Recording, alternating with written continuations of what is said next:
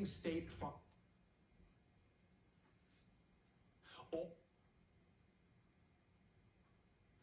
We're on your side tonight with a growing threat facing state farmers. Yesterday, North Carolina state veterinarian announced all state poultry shows, farm tours, and public sales will be suspended until further notice. The culprit? A lethal form of a highly contagious avian influenza or bird flu. Avian flu, not new to the state. Poultry shows were canceled back in 2015 because of a bird flu threat.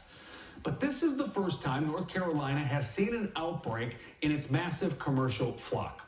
State veterinarian says the decision doesn't come lightly. That's because poultry is really big business here in North Carolina. Poultry and egg sales reached more than $4 billion in 2020. That tops the rest of the country, according to the U.S. Department of Agriculture.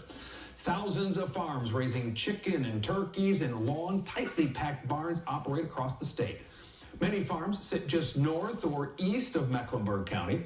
Others stretch from north to south near Interstate 95 and then to the east.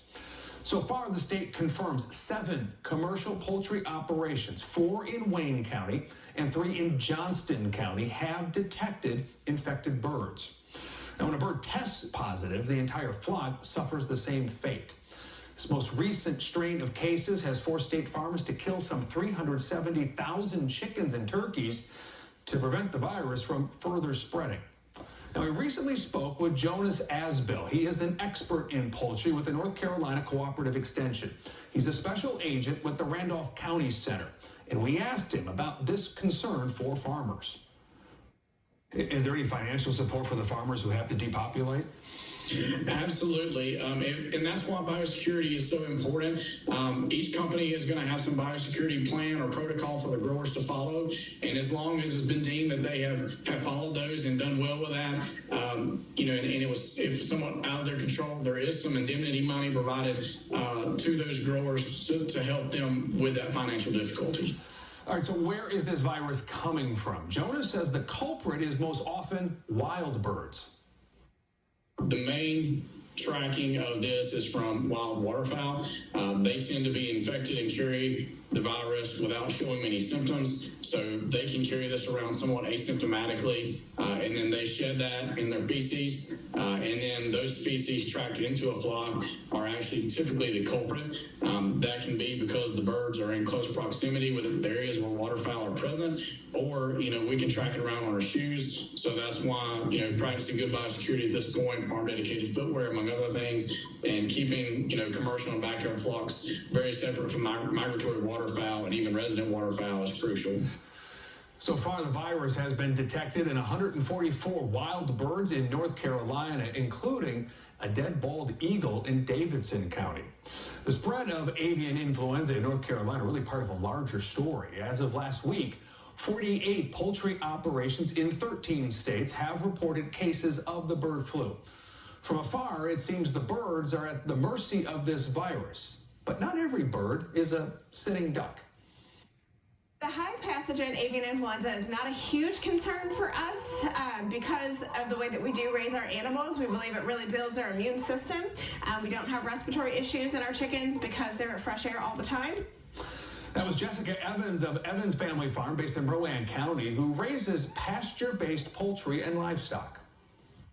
And for us, when it comes to meat, pasture-based is kind of the most nutrient-dense food that you can get with livestock.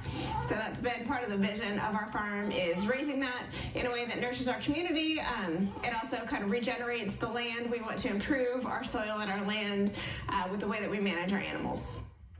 Unlike the vast majority of poultry raised in North Carolina, the birds on the Evans Family Farm are raised in a non-industrial setting. Evans says the more natural setting strengthens the bird's immune system to fight off a pathogen like avian influenza.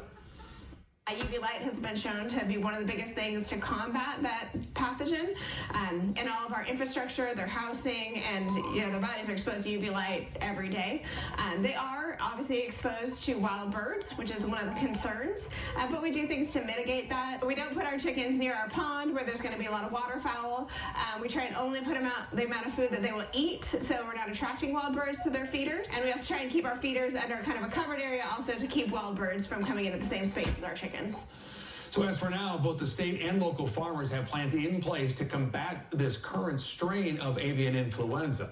Our final question on this was, is this pathogen a potential threat to people? Typically, these strains are not, they're not cross species. Now, it is possible. So, I mean, there is a risk, but it's extremely small. CDC considers this to be a minor health risk for humans. So just to put that into perspective, even though it is possible for people to get avian influenza, over the past 20 years across the globe, there's been less than, I believe it's less than 2,000 cases. So it's pretty rare for this to jump. And most of the time, it is due to extended exposure, those who would live in close quarters with the species. And also, once it's in people, it typically doesn't. If it does enter the human population, it's not like we can transfer from one person to another. All good information to know. We'll keep on top of that story for you. In the meantime, coming up next.